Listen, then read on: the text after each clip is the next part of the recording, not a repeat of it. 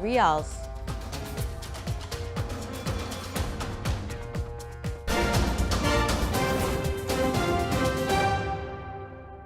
Those were the headlines. Now for the news in detail.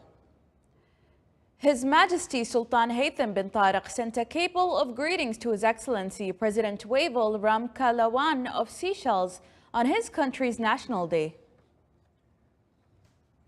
His Excellency Dr. Abdullah bin Nasser al-Harrasi, Minister of Information, affirmed that the Sultanate of Oman's winning of a large number of awards in the Arab Radio and Television Festival, which was held in Tunisia, indicates the high level and rich content of the Omani media with its various tools and means, and the development witnessed in various aspects of production quality.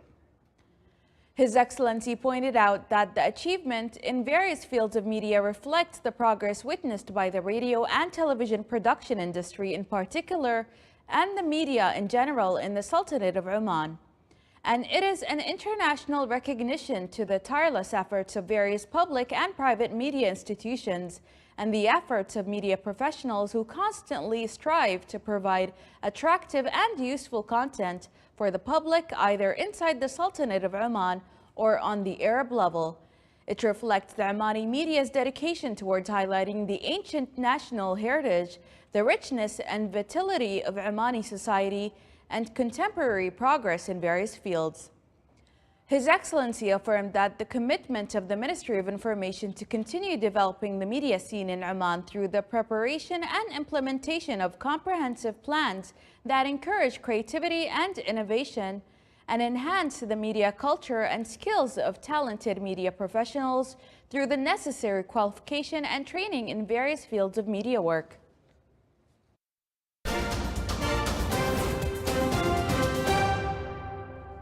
Airstrikes killed civilians and pummeled multiple parts of the Sudanese capital today, residents said, as mediators pushed the warring factions towards a new ceasefire. Fighting between the Sudanese army and paramilitary rapid support forces is entering its third month, with neither side gaining a clear advantage. The war has displaced 2.2 million Sudanese and killed hundreds, and has sent the war-weary Darfur region into a humanitarian calamity, the United Nations has said. The army has the advantage of air power in Khartoum and its neighboring cities Durman and Bahri, while the RSF has embedded itself in residential neighborhoods. On Friday and Saturday, the army appeared to ramp up airstrikes, hitting several residential neighborhoods. Saudi Arabia's Foreign Minister Prince Faisal bin Farhan arrived today in Tehran, Iranian media reported, in his first visit to Iran since a landmark rapprochement following a 7-year rupture. During his trip, the Saudi top diplomat is expected to meet with Iranian officials, including Tehran's Foreign Minister Hossein Amir Abdulhayyan, before a news conference, state media said. Saudi media have also reported a planned meeting with Iranian President Ibrahim Raisi during Prince Faisal's first visit to Islamic Republic as foreign minister.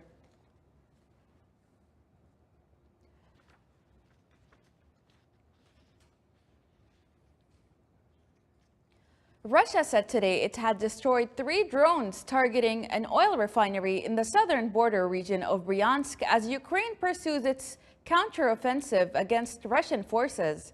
Russian air defense systems repelled an overnight attack by the Ukrainian armed forces on the Druzhba oil refinery in the district of Novozhivkov, the governor of the Bryansk region said. Drone attacks have multiplied in recent months, with Kyiv and Moscow claiming to repel some several times a week. Russian forces downed 9 drones over the peninsula, its Moscow-installed governor said on Thursday.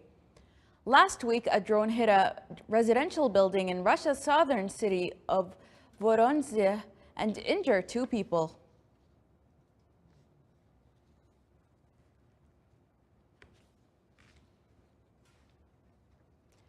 Militants killed 37 people and abducted 6 others in an attack on a school in western Uganda near the border with the Democratic Republic of Congo, the military said today. Military personnel found the bodies of the dead when they arrived at the school, defense spokesperson said in a statement.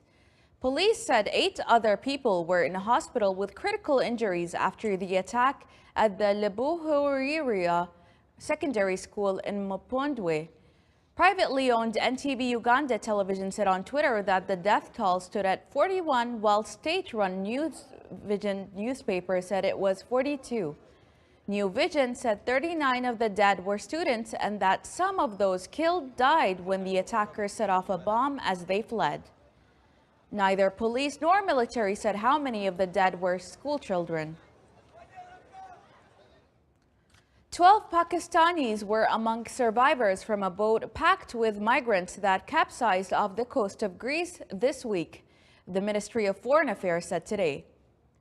Ministry spokesperson Mumtaz Zahra Baluch said the government was unable so far to verify the number of Pakistanis who died or their identities. People seeking missing relatives were urged to share with the ministry identity documents and DNA reports from authenticated laboratories, she said. The death toll in Wednesday's disasters could run to many hundreds, as witness accounts suggested that between 400 and 750 people had packed the fishing boat that sank about 80 kilometers from the southern Greek town of Pylos. Still to come in our news bulletin. The Ministry of Heritage and Tourism launches a promotional campaign during this summer.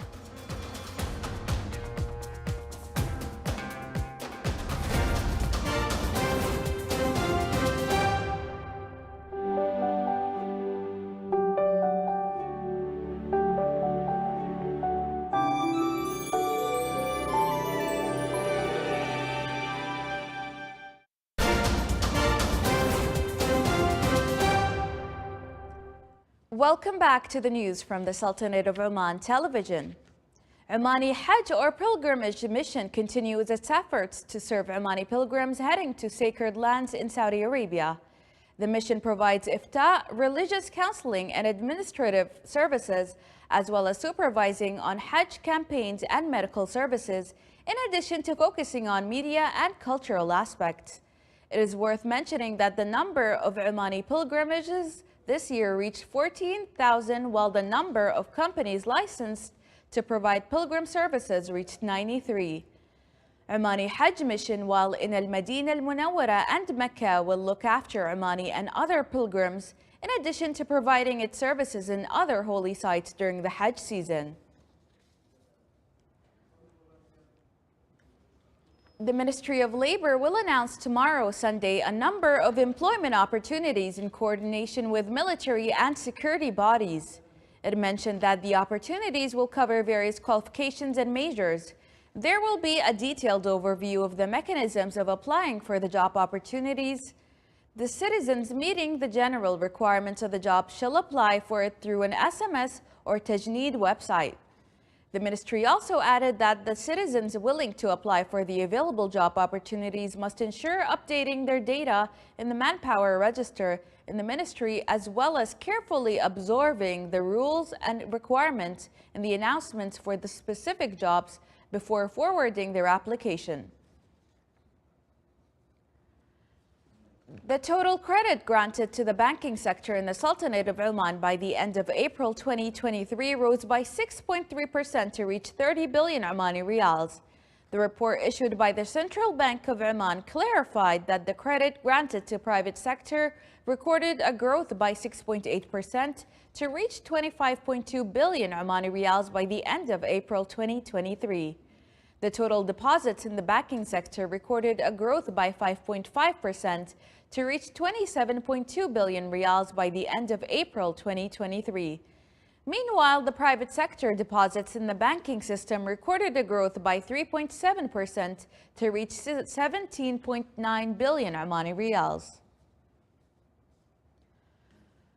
The Sur industrial city witnessed a growth during this year where 8 projects were nationalized with an investment volume of more than 30 million Omani riyals.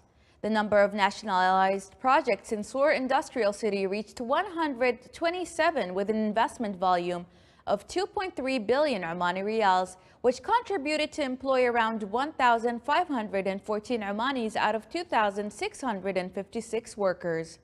It pointed out that the total area of the city is 36 million square meters, of which 23 million square meters area is applicable for renting. The Public Establishment for Industrial Estates Madain signed an agreement to build decorative communication towers on cities with its affiliate Oman Tower Company. The first decorated tower will be built in Knowledge Oasis, Oman. This agreement is a continuation of Madain's efforts to provide the necessary infrastructure for communications in Knowledge Oasis Muscat, and to enhance the coverage of the mobile communications network or any other wireless services in its various industrial cities. The tower is 40 meters tall, topped with some logos and pictures, with a 15-meter high digital screen, 3 meters wide, used for digital advertisement, with a digital clock in the center of the tower. The Ministry of Heritage and Tourism launched a promotional campaign for the heritage and tourism potentials during the summer, which will last until the end of next August. The campaign aimed to activate the local touristic movements during this summer, as well as to promote the heritage and tourism landmarks, in addition to enhance the tourism movement during the whole year, which will reflect positively on the tourism sector partners. The promotion campaign will include closed areas such as museums, commercial and entertainment centers, as well as areas with moderate temperatures like Jabal Shams, Jabal al-Akhdar, beaches of the governorates of South Sharqiya and Al-Wusta, in addition to the marine activities. The third regional meeting of the National Bioethics Committees, entitled Ethics and Governance of Innovations, Digital and Biotechnology of Eastern Mediterranean Arab States, hosted by Sultan Qaboos University, concluded. More details in the following report. The third regional meeting of National Bioethics Committees of Eastern Mediterranean Arab States, hosted by Sultan Qaboos University, concluded. The meeting, organized with an aim to strengthen regional harmonization and cooperation among national bioethics committees in the region to address collectively emerging issues related to bioethics. It is an important international recognition for the country to be the hosting country for this important domain of bioethics. Bioethics in general is the field that mixes or merges the principles of ethics in biotechnology and its application in medicine, health sciences and environment. This field of knowledge is highly needed, especially in this era where a lot of transformation is happening in science as well as in technology. We have already witnessed COVID-19 pandemic and the challenges that people have faced, and good amount of the challenges have been the ethical principles, how we can deal with pandemics while we do not violate the ethical principles and social values. A set of priorities identified as a short to medium-term operation strategy for regional cooperation in promoting bioethics, ethics of science, and right to science was the outcome of the 2 days' discussions among participant members. The main outcome is building capacity of the national bioethical committees, as well as networking and collaboration. They will be working on case studies from the Arab region as well as from the Middle East. So these are important outcomes, and we are looking for future collaboration as well with the UNESCO and WHO. A set also of recommendations for technical support, WHO and UNESCO, including capacity building activities, were produced. We observe an important development in terms of technology, especially in artificial intelligence.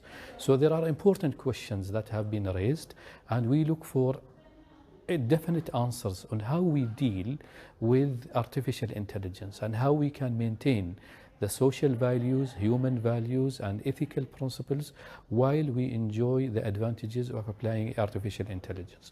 The contribution of Omani team has been well recognized and appraised by the regional meeting members, and from our side in Oman, we will work on put the action plans and recommendations into execution, as well as we try to make them applicable to the Omani situation.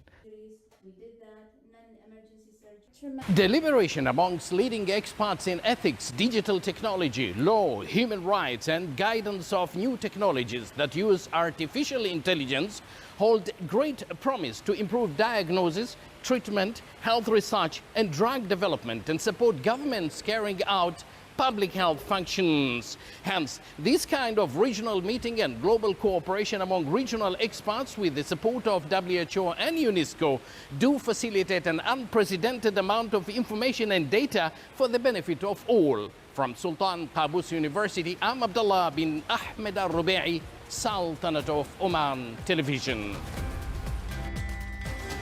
This is the Sultanate of Oman Television. Before we end tonight's bulletin, here are the main points once again. Airstrikes kill civilians and pummeled multiple parts of the Sudanese capital. Russia destroys 3 drones targeting an oil refinery in the southern border region of Bryansk. And the total credit granted to the banking sector in the Sultanate of Oman by the end of April 2023 rises by 6.3% to reach 30 billion Omani riyals. With that, we come to the end of tonight's bulletin. From all of us here at the newsroom and the studios, it's good night and have a great weekend.